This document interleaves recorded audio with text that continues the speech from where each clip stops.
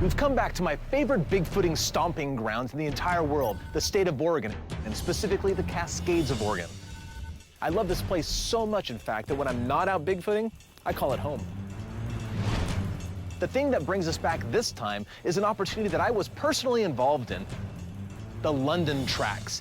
Over 100 Sasquatch footprints were found and cast in Cottage Grove Reservoir this past winter.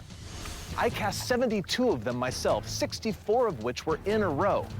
These 64 prints show the most variability of any other footprint track casting ever.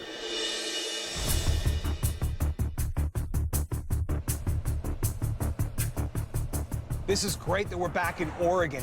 I'm a lot more familiar with Southern Oregon than this part of it, but when I heard about these tracks and I heard it was not far away from Cottage Grove, immediately I recalled that some of the documentaries in the 1970s, the things that originally got me interested in the subject, they had witnesses and talked about incidents around Cottage Grove.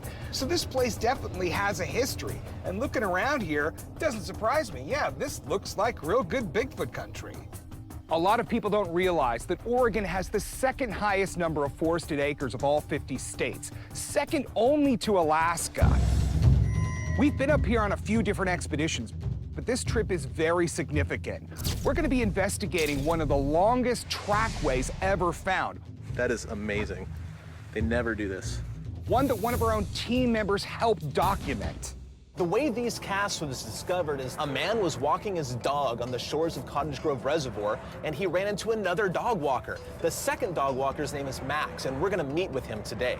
Max met this other guy, and they started talking. They said, hey, there's some Bigfoot footprints. You should go look at them. And Max says, all right, sure, I'll go look. The reservoir had been partially drained, so there was a huge muddy shoreline, and apparently this Sasquatch made a huge blunder.